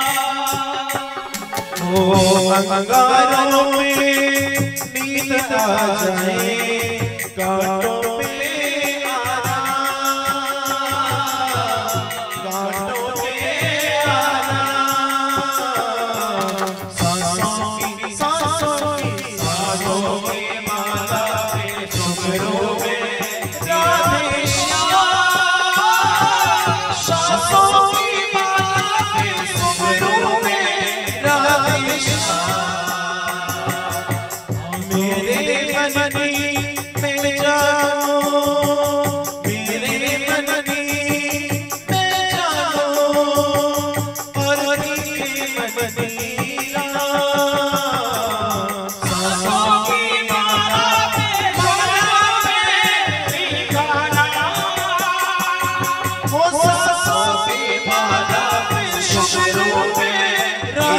कृष्णा सांसों की माला में शुरू में राधे ओ सांसों की माला में शुरू में राधे बोल बाबे बिहारी लाल की जय। बोलो राधे बोलो राधे राधे। मैं तो कहता हूँ कि जैसे भगवान ने नरसी का भात भरा ना ऐसा सबका भात भरा है। आज वही भाव वही दृश्य वही प्रेम ठाकुर जी का तो उतना ही है चाहे हम लोगों का थोड़ा सा कम हो गया। ठाकुर जी सदैव तत्पर रहते हैं। देखो भगवान प्रेम से क्यों मिलते हैं? यदि भगवान प्रेम की वस्तु है तभी तो ना रुकने को तो भगवान कंस के साथ तालों में भी नहीं रुके और बंधने को माता यशोदा की छोटी सी रस्सी में बंध गए। ये प्रेम ही तो है। ना रुकने को इतने बड़े बड़े तालों में इतने बड़े चौकीदारों पर नहीं रुके और उधर जैसे माँ यशोदा छड़ी भी दिखाती थी ना, छड़ी दिखाती थी तब भी भगवान छड़ी के इशारे से डरते थे। और कहाँ भगवान ने इतने बड़े बड़े राक्षसों का वध कर दिया है। एक ही पछाड़ में मार दिया राक्षसों को। और कहाँ माँ यशोदा जब डंडा दिखाती थी छड़ी दिखाती थी तब भगवान डरते थे माँ यशोदा से हैं। वो एक प्रेम था, नहीं तो भगवान किसी से डरते नहीं है। भगवान के बराबर कोई बलशाली नहीं है। भगवान सबको मिलते हैं। सबरी के यहाँ भगवान गए, क्या खाए? रसगुल्ले बेर, और वो भी कैसे? झूठे बेर। यदि भगवान ये सोचते, यदि भगवान को ये होता कि मैं पकवान खाऊं, अच्छे अच्छे व्यंजन खाऊं, तो संतों के यहाँ कुछ कमी नहीं थी। सब संतों के दरवाजे पर गए राम जी चित्रकूट में, लेकिन किसी के भवन में नहीं गए। सबसे ये पूछा कि मेरी सबरी कहाँ रहती है? सबरी के यहाँ गए हैं। सबरी के यहाँ जाकर के राम जी ने झूठे बेर, जब सबरी बेर खिला रही थी ना, सबरी ने सोचा कि खट्टा ना है। सबरी ने चाक ली, फिर चाक करके सोचा कि कहीं राम जी मेरा जूता खाएंगे भी कि नहीं खाएंगे है। क्या पता राम जी कहीं ना खाए मेरा जूता। सबरी ने सोचा कहीं राम जी मना करते जूता खाने को, पूछ ही लेती हूँ ना। सबरी ने पूछा राम जी से, राम जी ये बेर मेरा जूता है, क्या आप खाएंगे क्या? भगवान ने कितना सुंदर जवाब दिया। भगवान कहते हैं सबरी यदि तुम्हारे अंदर प्रेम है ना तो ये बात पूछने की नहीं है। और यदि तुम मुझे स्वाद के लिए खिला रही हो तो मैं इस बेर को नहीं खा सकता। और यदि इस बेर में भाव है तो ये झूठा हो कैसा भी हो, मैं इस बेर को खाऊंगा। भगवान ने वो झूठा बेर सबरी के हाथ से खाया है। और भैया भगवान झूठे बेरों को खाया। विदुरानी के यहाँ भगवान ने क्या खाए? छिलके। क्यों? दुर्योधन ने तो कहा था 56 भोग खिलाऊंगा तुम्हें। वो 56 भोग अच्छे थे या केले के छिलके अच्छे थे? अच्छे तो 56 भोग थे, लेकिन उनमें भाव नहीं था। भगवान भाव ही तो देखते हैं। मेरे घर में कुछ नहीं है, लेकिन मेरे घर में मेरा ठाकुर जी को यदि माखन का भोग लगा रहा हूं ना तो वो भाव से लगाया जाए। ठाकुर जी को चावल भी खिला रहा हूं, वो भाव से खिलाऊं ना है। ठाकुर जी कहते हैं भाव से तुम मुझे कुछ भी खिलाओ वही खा लो, और यदि भाव नहीं है तो कुछ भी खिलाओ कुछ नहीं खा सकता। ये सबरी देवता आज ही आई है।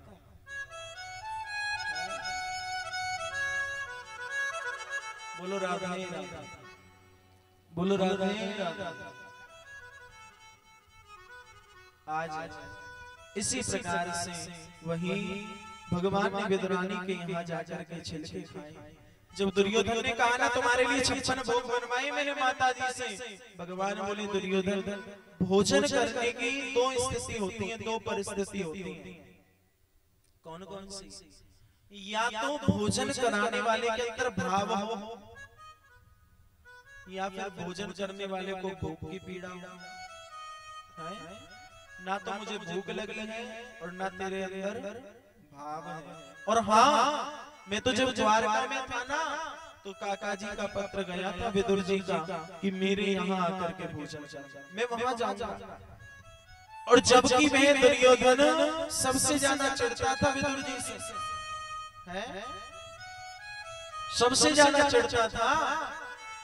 भगवान को उल्टा सीधा बोलने लगा, उसके यहाँ जाओगे, उसके यहाँ तो कुछ है भी नहीं। भगवान बोले जब किसी ने निमंत्रण दिया है तो कुछ हो ना हो, चाहे कोई पड़ोसी से मांग करके लाए, जब निमंत्रण दे ही दिया तो कुछ ना कुछ तो करेंगे। तुम क्यों सोचते हो इस बात को? भगवान नंगे पैर चल दिए विदुर जी के, जाकर के दरवाजा खटखटा दिया। अरे काकी दरवाजा खोलो ना। अब काकी जैसे कन्हैया की आवाज सुनती है ना, भाव विभोर हो गई कि मेरी कन्हैया की आवाज है। और जाकर के उठ करके दरवाजा खोल दिया काकी ने, गीले वस्त्रों से स्नान करते करते ही चली गई। दरवाजा खोला, भगवान ने देखा, देखो स्नान करते करते आ गई है। भगवान ने अपनी कारी कमरिया को लेकर के काकी के ऊपर डाल दिया। और जब अपना घर होता है ना तो लोग कह देते हैं कि भूख लगी है। रिश्तेदारी में तो थोड़ा संकोच करते हैं लोग, लेकिन अपने घर कह देते हैं भूख लगी, कुछ खिला दो। भगवान बोले विदुरानी से काकी देखो और तो सब ठीक है, अब ना मुझे भूख लगी, कुछ खाने की व्यवस्था करो ना। खाने की व्यवस्था अब काकी केले लाई है तोड़ तोड़ करके और भगवान को छील छील करके खिलाने लगी। लेकिन भाव विभोर हो गई थी ना, छिलके खिला रही और केलों को फेंक रही हैं और भगवान उन छिलकों को खा रहे हैं भाव विभोर होकर। तो सोचिए ना कैसा भाव है। भगवान भाव विभोर होकर के उन छिलकों को खा रहे हैं और विदुरानी उन छिलकों को खिला रही हैं। विदुर जी आए, विदुर जी बोले विदुरानी देखो आज कन्हैया ने उस सभा में मेरा इतना सम्मान किया। कन्हैया ने कहा था कि मैं विदुर जी के यहाँ भोजन करने जाऊंगा और देखो ना मैं उनके लिए माखन लाया हूँ, कन्हैया आ रहे होंगे। विदुरानी बोली कन्हैया तो आ गए। अच्छा कहाँ है? अब जाकर के देखा तो कन्हैया छिलके खा रहे हैं। विदुर जी ने कहा विदुरानी तुम कन्हैया को छिलके खिला रही हो? विदुरानी बोली मुझे तो पता नहीं मैं कन्हैया को क्या खिला रही थी, कि छिलके खिला रही थी या केले खिला रही थी, मुझे नहीं पता। लेकिन हाँ आप कह रहे हो कि मैंने कन्हैया को छिलका खिलाया, अब नहीं खिलाऊंगा। विदुर जी सोचने लगे कन्हैया ने इतने छिलके खाए कैसे हो? भगवान विदुर जी बोले ना कि मैं भी एक छिलका खिला करके देखूं भगवान को। अब जैसे विदुर जी ने किया ना भगवान की ओर छिलका, भगवान ने मना कर दिया। भगवान बोले काका जी मैं इस छिलके को नहीं खा सकता। क्यों? क्योंकि जो भाव काकी के छिलके में है, जो भाव मैया के रोटीन में वो पापा की रोटीन में ना है, जो भाव विदुरानी के छिलकों में है वो विदुर जी आपके छिलकों में नहीं है। बोलो राधे राधे, बोलो राधे राधे। आज इसीलिए आज विदुर जी ने भगवान को छिलके खिलाए। लगन तुमसे लगा बैठे जो होगा देखा जाएगा।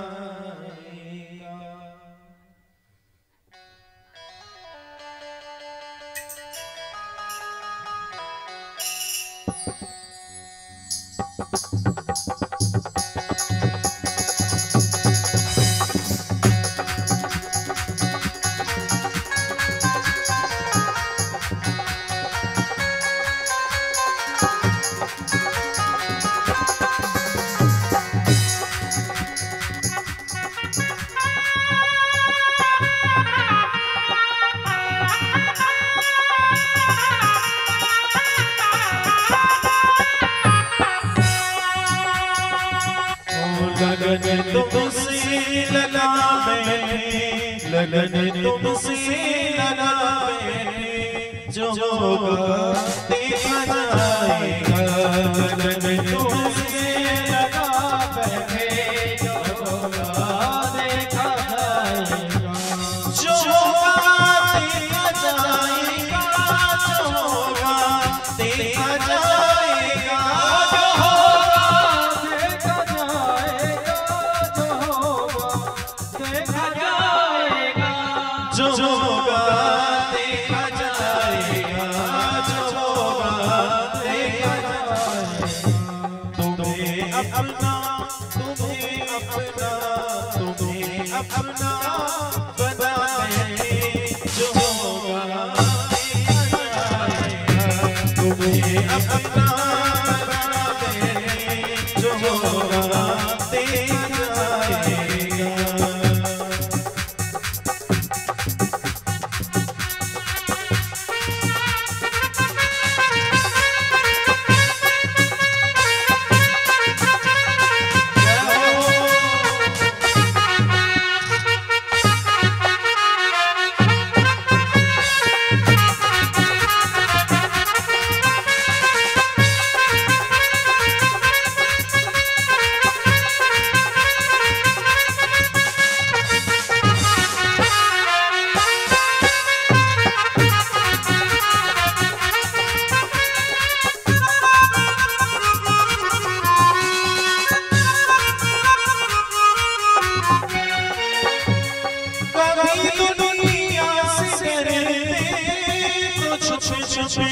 याद करते कभी दुनिया से डरते थे तो चुप चुप याद करते थे। कभी दुनिया से डरते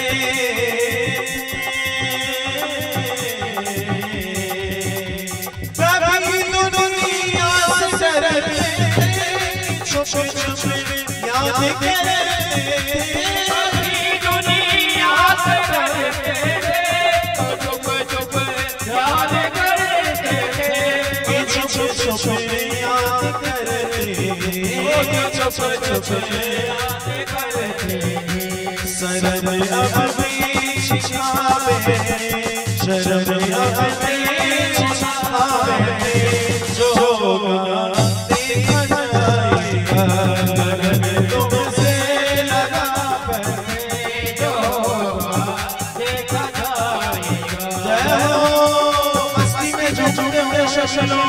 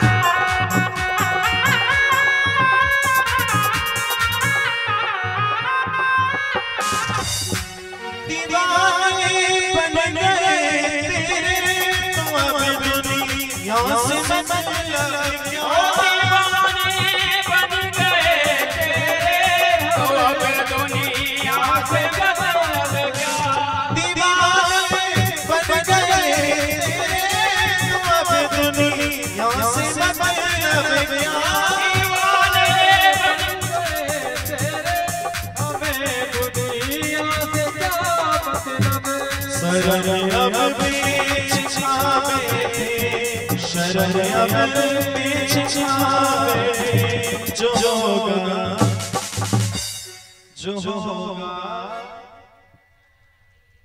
यदि नहीं डलती रहेगी ना मैं नाचूंगी तो मेरे कसम का आगे तो कछु ना ऐसा है। सर अब पीछे छावे सर अब पीछे छावे होगा देखा जाएगा। सर अब पीछे छावे जो होगा देखा जाएगा।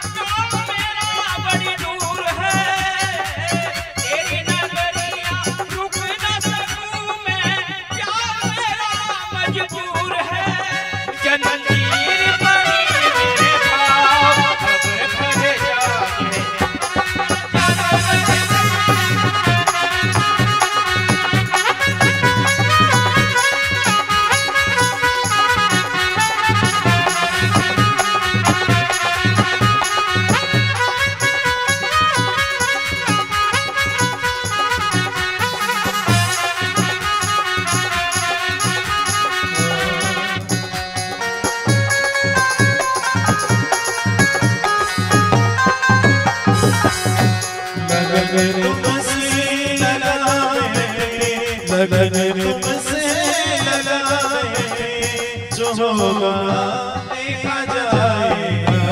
लगन तुमसे लगाए जो होगा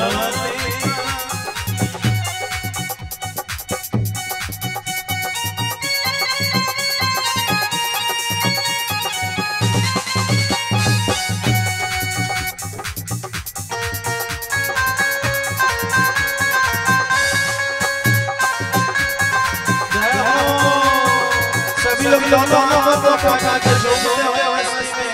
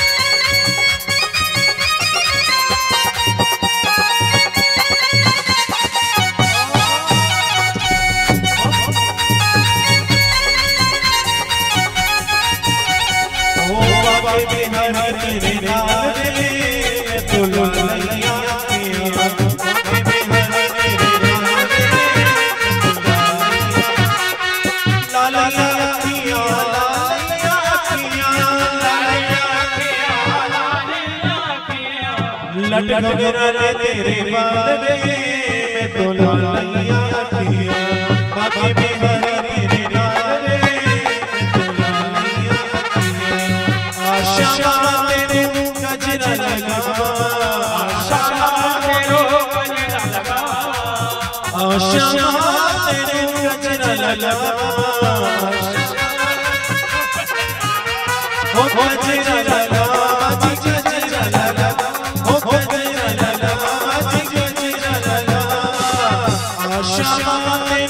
गजरा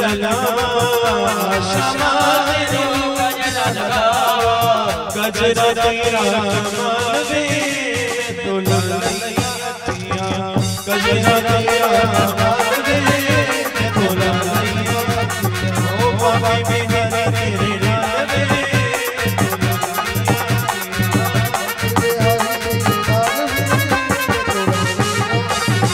बाबी बिहारी तेरे नाम वे दुलारिया किया बाबी बिहारी तेरे नाम वे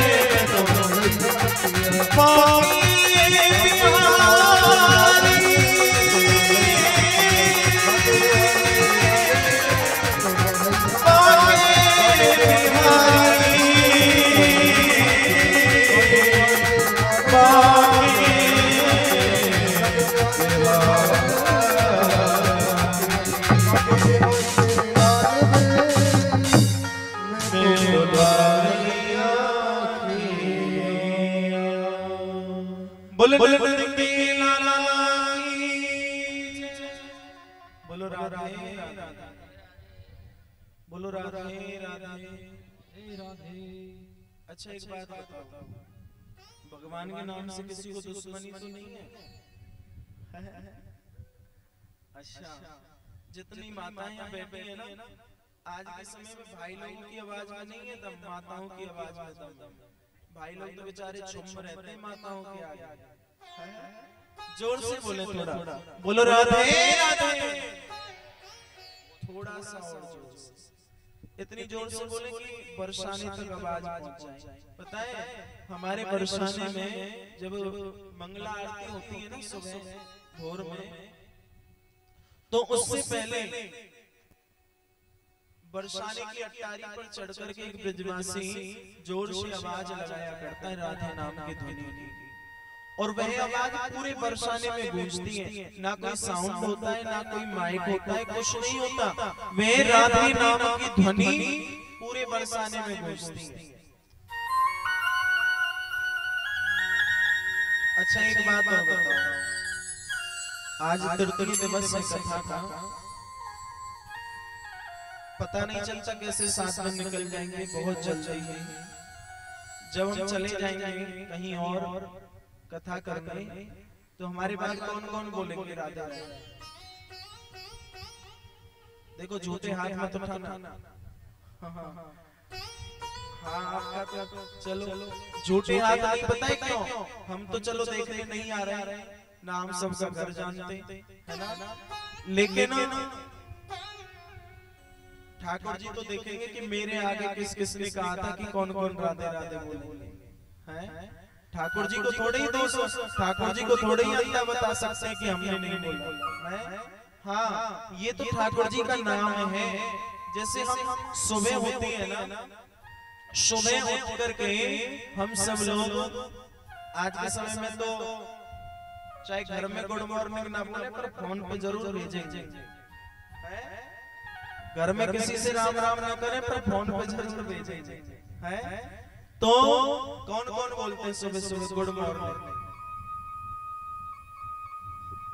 गुड मॉर्निंग की जगह कुछ और बोला। गुड मॉर्निंग को हिंदी में क्या कहते हैं? शुभ प्रभात, यही कहते हैं शायद। हाँ शुभ प्रभात या राधे राधे या राम राम जी या अन्य भी बहुत से नाम हैं। किसी को भी ठाकुर जी का भगवान का नाम स्मरण किया जाए ना, हम लोग हाय हेलो है सबसे ज्यादा चलता है आज के समय में, उसको छोड़ दें। लेकिन जब अभी कुछ दिन पहले कोरोना आया था, उसने हाथ जोड़ने तो सिखा दिए थे सबको। पहले लोग हाथ मिलाते थे ना, तो जब कोरोना आया तो सब हाथ मिलाना छोड़ गए, फिर क्या करते थे? हाथ जोड़ते थे। यही तो हमारी संस्कृति है। 4 मिले 64 खिले 20 रहे कर जोर, हरिजन मिले तो से 7 करोड़ है।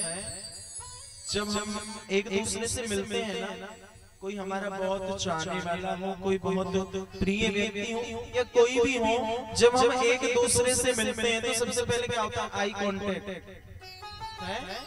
सामने कोई व्यक्ति खड़ा हुआ है, मैंने तो उसे देख लिया, उसने मुझे नहीं देखा, तब तक राम राम नहीं हो सकती है, तब तक नमस्कार नहीं हो सकती। जब हम दोनों ने आपस में एक दूसरे को देखा तब हम करते हैं राम राम जी, राधे राधे जी, या जो भी है, तब हम बोलते हैं। सबसे पहले क्या होता है? Eye contact. चार मिले, चार क्या मिले? दो आंख हमारी और दो सामने वाले, चार मिले 64 खिले। खुशी होती है जब कोई प्रिय व्यक्ति मिलता है ना, तो कितनी खुशी होती है। हम हंस पड़ते हैं, हंस करके उसका स्वागत करते हैं। 20 रहे कर जोर, 32 दांत हमारे मुंह में और 32 सामने वाले के मुंह में, 64 खिले और 20 क्या कर जोर? 10 उंगलियां हमारे हाथ में, 10 सामने वाले के हाथ में, 20 रहे कर जोर। और जब हमारा कोई प्रिय व्यक्ति हमें मिलता है ना, हरिजन ते हरिजन मिले तो पैसे 7 करोड़। जब हमारा प्रिय व्यक्ति मिलता है ना, तो हमारा रोम रोम प्रफुल्लित हो जाता है। 3.5 करोड़ रोम हमारे शरीर में और 3.5 करोड़ रोम सामने वाले के शरीर में, तब हमें आनंद की अनुभूति होती है। और यही भाव होना चाहिए। मन की खुशी में और बनावटी खुशी में अंतर होता है, नहीं होता? कोई व्यक्ति हंस रहा है ना, तो पता चल जाता है कि ये दिल से हंसा है या बनावटी हंसा है। बनावटी कैसा होता है? हंस के देखा बनावटी जो होता है ना, वो केवल थोड़ी देर के लिए, और जो दिल की खुशी होती है ना, वे चाहे उभरे ना, चाहे दिखे ना, लेकिन उस खुशी में रोम रोम प्रफुल्लित हो जाता है। अब मान के चलो हम आए वृंदावन से, किसी को तो लगा, अरे किसी को तो खुशी होती है, अरे महाराज जी आए वृंदावन से आए, बड़ी खुशी की बात है, कथा हो रही है। किसी को लगता है अरे वृंदावन से आ गए और खर्चा होगा, कथा में दान देना पड़ेगा, ये करना पड़ेगा। कुछ लोगों को खुशी जब होगी ना, उसका रोम रोम प्रफुल्लित होता है, और जिनको खुशी नहीं होती वो थोड़ा सा मुस्कुरा करके चले जाते हैं। बोलो राधे राधे, बोलो राधे राधे। यही प्रश्न, यही भाव बनावटी प्रेम में और दिल के प्रेम में फर्क होता है। ठाकुर जी ने हमको 2 चीजें दी, दिल और दिमाग है। ताकि दिल को मुझ में लगाना और दिमाग को दुनिया में, लेकिन हमने इसका उल्टा किया, दिल को दुनिया में लगाया और दिमाग को भगवान में लगाया। बोलो राधे राधे। भगवान विदुरानी के यहाँ क्यों गए? छिलके खाए ना, भाव था उन छिलकों में। एक भगवान का भक्त हुआ। देखो, पाप करने को व्यक्ति कब तत्पर होता है? जब वह पाप होते हुए देख लेता है। बुद्धि भ्रष्ट कब होती है? पाप होते हुए हमने देख लिया तो बुद्धि भ्रष्ट हो जाती है। और जैसे बुद्धि भ्रष्ट हुई ना, तो व्यक्ति कुछ भी कर सकता है, कैसा भी पाप कर सकता है। जैसे बुद्धि भ्रष्ट हुई तो पाप करने के लिए व्यक्ति तत्पर हो जाता है। और बुद्धि भ्रष्ट कब होती है? हमने पाप होते हुए देखा। एक ब्राह्मण थे, अजामिल नाम के ब्राह्मण। अजामिल कर्मकांड किया करते थे पहले, यानी पूजा पाठ, हवन करना, पूजा करना, कथा करना, ये सब कार्य था। लेकिन एक दिन पूजा करके आ रहे थे ना, तो रास्ते में पाप होते हुए देख लिया, और पाप होते हुए देख करके बुद्धि भ्रष्ट हो गई। हवन करना छोड़ दिया, पूजा पाठ सब छोड़ दी। क्यों? जब चुरा करके बहुत धन मिल जाएगा तो मेहनत से तो धीरे धीरे कमाना पड़ता है, नहीं है? चोरी करने लग गया, डकैती डालने लग गया, पाप करना शुरू कर दिया। एक पत्नी थी,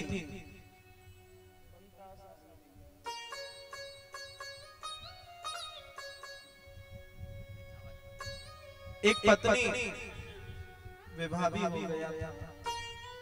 तो भैया हुआ क्या, धीरे धीरे अजामिल पाप करता चला। कुछ दिन पहले में भगवान का भक्त था, और कुछ लोग ऐसे होते हैं ना, संतों का उपहास करते हैं। वो सोचते हैं हमें संत की एक कमजोरी पता चल जाए, हम पूरी जगह प्रचार करते हैं। कुछ लोग ऐसे होते हैं संतों का उपहास करने वाले, मजाक उड़ाने वाले। अब कुछ संत आए अजामिल के गांव में, और कुछ लोग होते हैं ना जो चौराहे पर बैठ करके ताश खेलते हैं, उन्हें और कोई काम नहीं होता। उन लोगों से संतों ने पूछ लिया कि भैया इस गांव में किसी भगवान के भक्त का घर है क्या?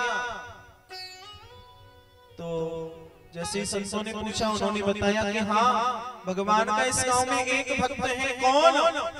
अजामिल। अजामिल के घर चले जाओ। अब तो वह संत अजामिल के घर चलने के लिए तैयार हो गए, जाने लगे अजामिल के घर। अजामिल के घर जाने लगे। अजामिल तो घर में था नहीं, उसकी पत्नी थी, और पत्नी ने जैसे संतों को देखा, हाथ जोड़े हैं संतों के। संतों ने पूछा, देवी अजामिल का घर यही है? हाँ, अजामिल का घर तो यही है, लेकिन भगवान कोई भी संत ब्राह्मण उसका नाम नहीं पूछते। क्यों? वह तो भगवान का भक्त है, फिर क्यों नहीं पूछते? नहीं, वह बहुत बड़ा दुष्ट व्यक्ति बन गया है। पाप करना, चोरी करना, डकैती डालना, ये सब कार्य करता है। चलो कोई बात नहीं, संतों ने कहा कोई बात नहीं, जब अजामिल इस प्रकृति का व्यक्ति है, कोई बात नहीं, हम जा रहे हैं वापस। नहीं भगवान जाइए मत, आप रुकिए ना, हम तो भोजन करने की इच्छा से आए थे, रात्रि को यहाँ रुकते, अब रुक करके क्या क्या? भगवान में अपने घर में आपको भोजन नहीं करा सकते। मेरे घर में मांस भक्षण किया जाता है, मदिरापान किया जाता है। मैं अपने घर में आपको भोजन नहीं करा सकती, लेकिन हाँ, मैं आपको सूखी सामग्री दे देती हूँ। आप ठाकुर जी का भोग बनाना है। पहले तो ऐसा होता था ना कि जंगल में से लकड़ी बीन लाओ, 2-4 ईंटें लेकर के चूल्हा बना लो और कहीं भी बना लो। है संतों ने ठाकुर जी का प्रसाद बनाया, ठाकुर जी का भोग लगाया, और भोग लगा करके खुद प्रसाद ग्रहण किया है। और रात्रि भर संत यही सोचते रहे कि इस अजामिल का उद्धार कैसे होगा,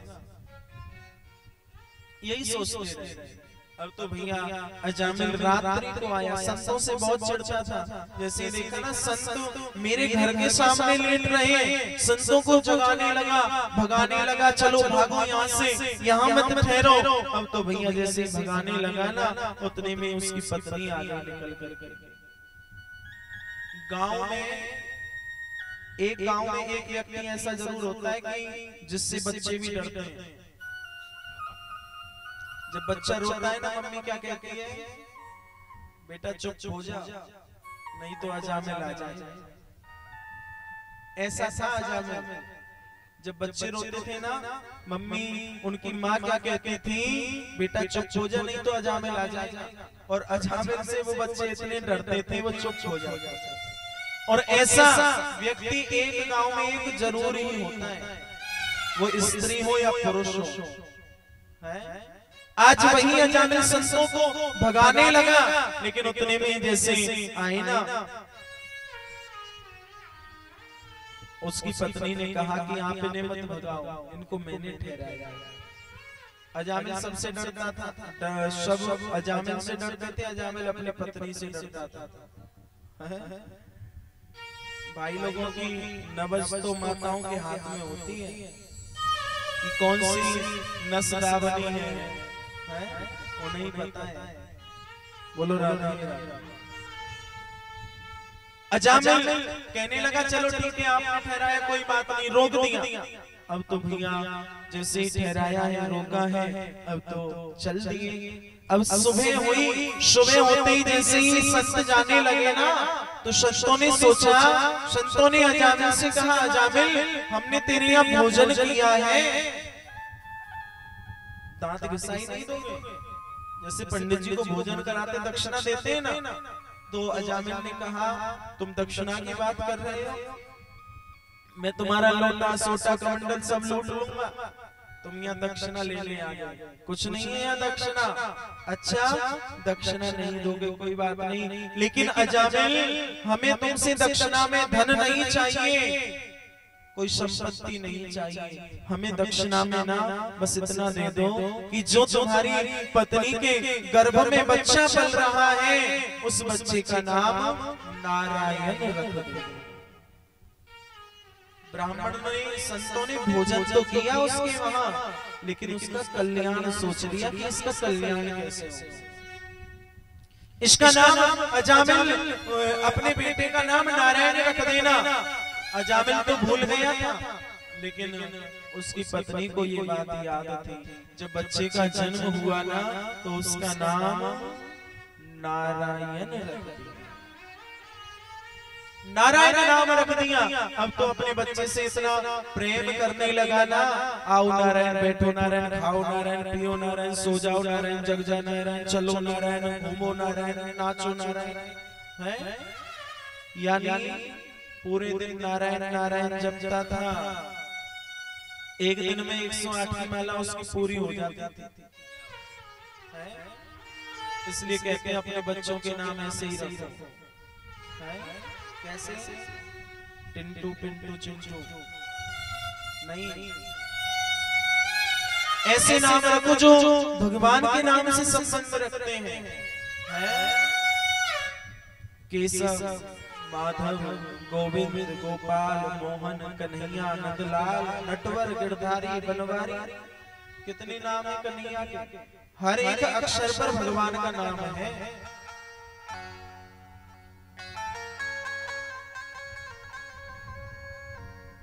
कुछ भी नाम रख दो, किसी भी नाम से कल्याण हो जाएगा।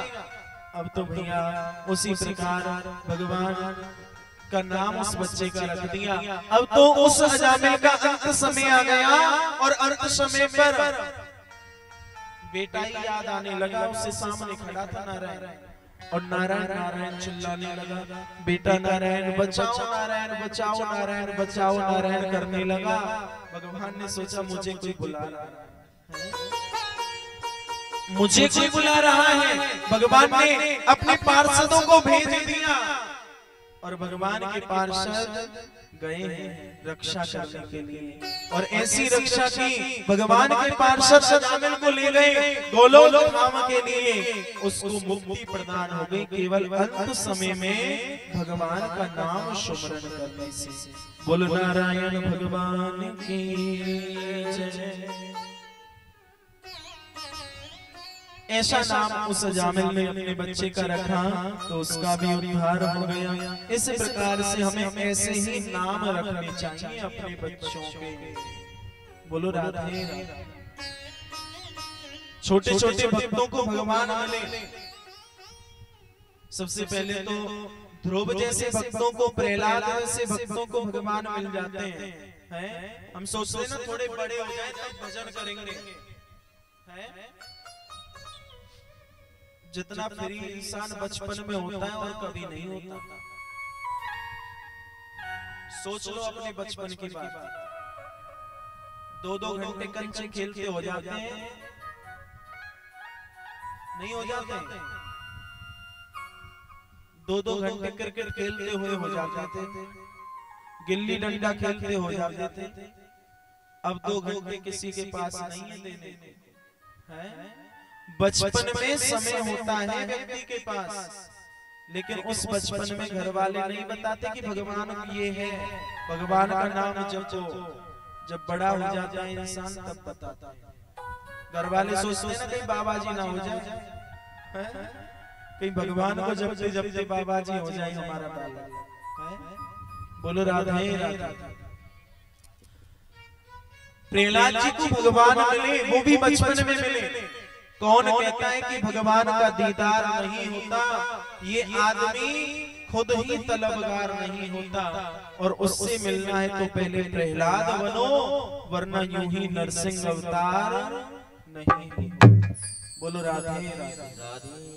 ठाकुर जी से मिलने के लिए प्रहलाद जैसा बनना पड़ेगा। प्रहलाद कौन सा प्रहलाद? वही हिरण्यकश्यप का पुत्र प्रहलाद। हिरण्यकश्यप पूछता था कि तेरा भगवान कहाँ रहता है? मेरा भगवान हर जगह है, हरि व्यापक सर्वत्र समाना, प्रेम ते प्रगट होए में जाना। मेरा भगवान हर स्थान पर है, सब जगह है। अच्छा, तुम्हारे इस महल के खंभ में भी मेरा भगवान है?